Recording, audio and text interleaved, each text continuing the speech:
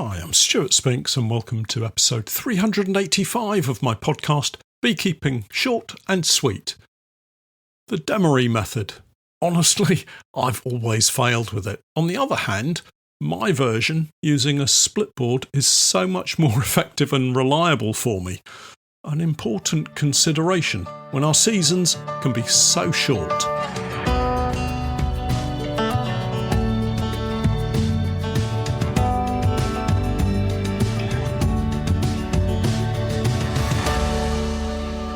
Beekeeping Short and Sweet, a beekeeping podcast for the inquisitive beekeeper with a short attention span. A beekeeper, in fact, just like me. Hi everyone, welcome back to the podcast. It's great to be back again and to be able to share the news that I've seen the sun. It appeared for almost the entire day on Wednesday last week, and remarkably, the temperature shot up to 16 or 17 degrees Celsius. That's around 61 degrees Fahrenheit. Oh, and before I forget, happy St. David's Day, everybody. And wouldn't you just know it, the daffodils here are bursting into bloom just in time. There appears to be a wide range of plants flowering right now. Checking in on the apiaries midweek revealed colonies out foraging and bringing back many different coloured pollens. It's almost time, folks. We're on the very cusp of inspections, but before you rush out, these are first inspections, which means they're not really inspections at all. Confused? Well, you're just going to have to curb that enthusiasm and do what's best for your bees. And very often, at this time of the year, it means doing nothing. Remember, opening up a hive just out of winter can be very damaging and can set them back significantly. Why? Well, for one, if it's chilly, and that might just be a cold breeze blowing on a relatively mild day, it can adversely affect very young larvae, causing it to chill and die. At this point in the season, we need every last egg to become larvae and for every larvae to become adult bees. Without a build-up of adult bees in spring, our colonies will struggle to grow. Queens will only lay eggs that the colony can manage, and they'll stutter into the new season, while other colonies that remained untouched through that chilly phase have a distinct advantage and grow rapidly. Just be sure that if you're going to inspect, have a valid reason and keep it to a bare minimum of time. So, I managed to get out on Wednesday last week. It was warm and sunny for most of the mid-morning through to mid-afternoon period. I didn't inspect anything other than open up a couple of colonies I knew I needed to take a look at. Check out the videos from the week on Patreon to see what I found. I did discover a dead nuke in our travels this week over at the Fishing Lakes apiaries. The video posted yesterday shows exactly what happened, so I won't spoil it here. Let's just say beekeeper error came into play. You folks know me well enough by now to know that I'll freely admit to making a mistake. It's just part of beekeeping. Sometimes we get it wrong. Lots more videos coming out in the near future and into the beekeeping season. I'm very pleased to report that on Friday I handed back the keys to the unit here in Norwich and no longer have to focus on that. It's been a long and tiring couple of months, to be honest, but the handover went well. The landlords were pleased with the condition of the unit at handover, and with a little luck I'll get my deposit back in a day or two. That leaves me time now to focus on organising the honey room at home, sorting out the garage.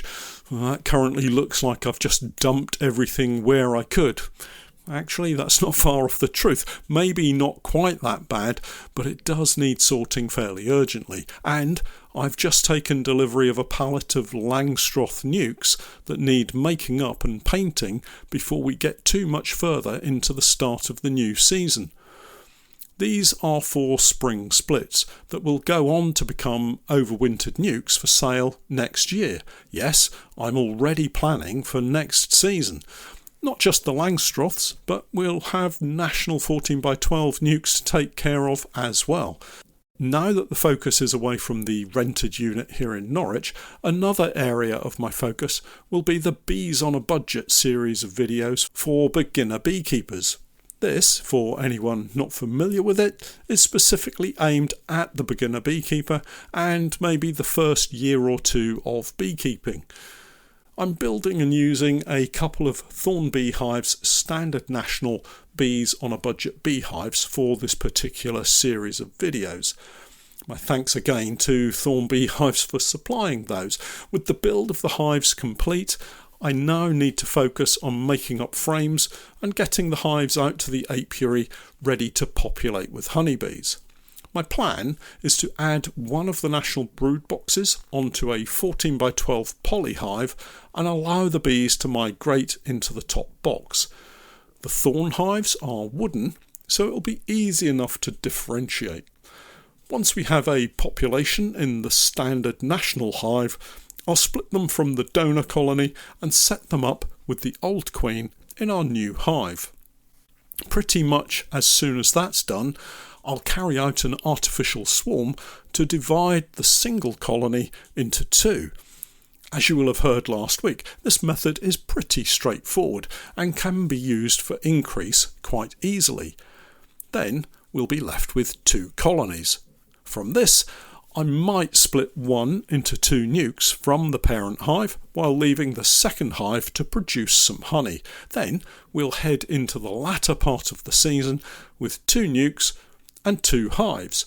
Not a bad result for the first year. All of this, of course, will depend on the weather, forage and the health of the bees, but I'm confident I can split one colony into four and still get a small crop of honey for home use. Join me for that series of videos. It should be fun and also informative for any new beekeeper looking to get started and maintain a small apiary at the bottom of the garden. Making splits is a fairly standard operation for beekeepers. These small offshoots from the parent colony can be so useful around the apiary for so many different reasons. They might be for increase, of course. They could be for replacement queens for older ones. But you can also use them to feed in additional brood back to that parent colony to boost numbers in early summer for a bumper honey crop. You could also follow this routine if you have a specific autumn crop to target, such as heather honey. Fingers crossed for that one. But anyway, the list is long and the benefits far outweigh the work that's involved or the additional equipment that you might need.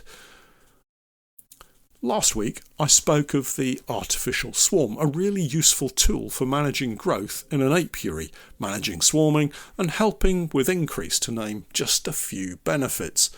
But what if you have a really tiny apiary site? No room to be able to perform a comfortable artificial swarm technique. How can you join in the fun? Well, I had a question regarding the Demaree method just this week, and I thought it would be helpful to follow through the technique for this to allow you the chance to choose a slightly different method that can produce the same excellent results. And this, of course, is my version.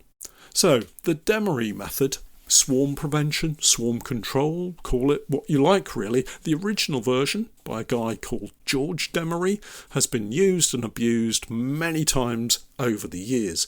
And I'm no exception, having tried it, failed, tried it again and succeeded with an adapted version that suits me. The first thing to say is there's plenty of lifting. So if, like me, bad backs are your thing, this might not be the method for you.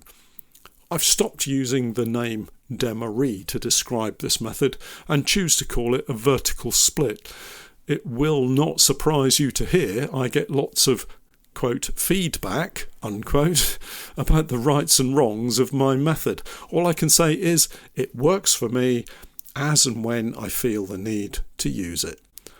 These days, the only time I feel a need to use it is when I'm really stuck for space, or I'm carrying out a demonstration, maybe creating a video. My back just doesn't like the lifting, especially if I'm on my own. Remember, I use Langstroth hives almost exclusively, and they can be really heavy. So I like to use the method when I spot occupied or charged queen cells. So I guess that makes it a swarm control position, not a preventative position. If you use it before queen cells are charged, I guess it's a prevention method. I now hark back to the makeup of a swarm being 3 constituent parts: the queen, the flying bees and the brood. Again, take 2 from 1 and swarming is very unlikely. Let's take this example. I find one of my colonies has occupied queen cells. I decide to use the vertical split method to deal with it. Now, of course, you need additional equipment for this method, but that's pretty much the same for whatever method you choose, so do make sure that you're prepared. Come and see me at the Spring Convention Trade Show Hall this spring if you want to have a chat about it. The colony gets split down to the brood box for inspection. Here we find queen cells. Vertical split it is. I have a spare brood box filled with frames to hand, so let's crack on with it. Move the old brood box off the floor and put it somewhere safe. I normally use the roof, but be wary of that. If you have supers, you'll need to keep them separately from the brood box, or there will be more lifting. Place the new brood box onto the floor and remove the central frame. Leave all the other frames with foundation in that new brood box. Now, find your queen. Listen again to last week's podcast if you need tips for finding your queen. In this method, it is important. Pop the queen on a frame, ideally of emerging brood if possible, and put her into the new brood box, ensuring you've removed any queen cells on that frame. If you have a queen excluder and supers on board, place them back onto the top of the new brood box that now has the queen in it. You will already have realised the flying bees are heading back to our queen, and thus we've removed the bulk of the brood from our queen and flying bees. 2 split from the 1. If you thought that, give yourself a pat on the back and a gold star. Now, the original method calls for a second queen excluder to go on top of the supers. For me, in the past, this method has always been very hit and miss. My preference is to use a simple split board. At this point, I'm guessing many beginner beekeepers listening are feeling the slippery slope of a lack of knowledge. Understanding what's going on in a beehive at this point is really useful in explaining why we do some of the things we do and why the bees do what they do. Whatever you do, don't worry. You will have a light bulb moment or an aha moment, so don't worry too much right now. What we're trying to do is convince the bees in the old brood box that they've lost their queen somehow and that they need a new one, but that they don't need to swarm. The way we do this is by adding some distance between the existing queen and the bees in the old brood box, which is going to go on the very top of this stack in just a moment. My preferred alternative is a simple split board, as I mentioned, made up of thin ply with a strip of wood all the way round, providing a bee space on both sides. On the top side, we make 2 entrances. Now, these can be proper open and close type entrances, swivels, or they could simply be gaps in the strip of wood that the bees can get in and out of, with one being blocked with foam when not in use. So now we have a floor, new brood box full of frames of foundation with 1 frame of emerging brood and our old queen.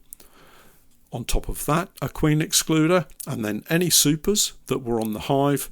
Then my modified split board with 1 entrance open. Then on top of that, the old brood box. And before we close them up, we need to remove all of the queen cells except 1 in that top brood box. Work carefully and methodically, and you'll do just fine. If you miss one, the bees may swarm, but they will have lost all of the older flying bees to the bottom box, because as they fly out to forage, they return to their old entrance and rejoin the queen in the bottom box, so the effect of losing a swarm from that top box is hugely reduced.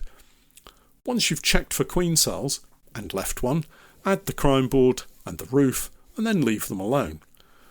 A week later, carry out an inspection on both top and bottom boxes. You may find new queen cells in that top box, so remove those. And you may find queen cells in the bottom box. It does happen. Remove these as well. It is unlikely, but you do need to check, and this is why you need help or a bodybuilder physique to perform this method. Imagine having a nectar flow with 3 or 4 supers filling up in the hive combo. That's a lot of lifting. Once you've inspected and are happy you only have 1 queen cell in the top box and none in the bottom box, you can walk away again. The following week, you should have an emerged queen in the top box and a happily growing colony in the bottom box. Another week later, and you might find a laying queen in both top and bottom boxes. Happy days. Left for a few weeks to assess the viability of that new queen, you then have several options. Remove the old queen and unite both colonies. Take the top box off, set it up on its own floor, and you have a new colony in its own right. Take a queen right nuke from the top box, get rid of any old frames in that top box and unite the remaining bees with the old colony. I'm sure there are more options too. My point is, you've managed the swarming issue, you've got a new queen, and you still have a honey harvest to look forward to. As I said, this is my version of this method. There is a version using a piece of kit called a Snellgrove board, one that I've steered away from, but maybe we'll get one and demonstrate it in a video this summer. It has so many entrances and exits, it's actually mind-boggling. I think it's probably simpler than that, but I just try to steer clear of it wherever possible. There is a lot of lifting to this method. If you have help, it can be fun to try out. It works really well when it works and is fantastic for limited space apiaries. Benefits include renewing all of the wax comb in the bottom brood box, and as you retain all of the bees, this could be a great option to use instead of a shook swarm where you lose precious brood. Maybe I'll talk about shook swarms next week. With this method, if you take your time, can manage the lifting and understand why you're doing what you're doing, I think you might get a lot of pleasure from this method. I know I have. If you do try it out, do let me know how you get on. Well, that's it for this week. For all of you who haven't yet signed up to my Patreon page, I, together with Steph, have been creating beekeeping content for many years now. And if you're looking for some straightforward, down-to-earth tips and techniques, help and advice, then do take a look at my Patreon page. We have over 1,700 individual beekeeping posts, videos and podcasts filled with useful and timely help and advice. My approach is pragmatic and calm, sometimes entertaining, but always with help and support for the beekeepers at the heart of what I do. I keep my videos short and concise wherever possible, no waffle, no flannel, just honest beekeeping advice from years of keeping bees. Take a look and join me for the new 2026 beekeeping season. It'll cost you less than a jar of honey, and you never know, there may be something there that will help improve your beekeeping. Check us out online at www.patreon.com/Norfolk Honey.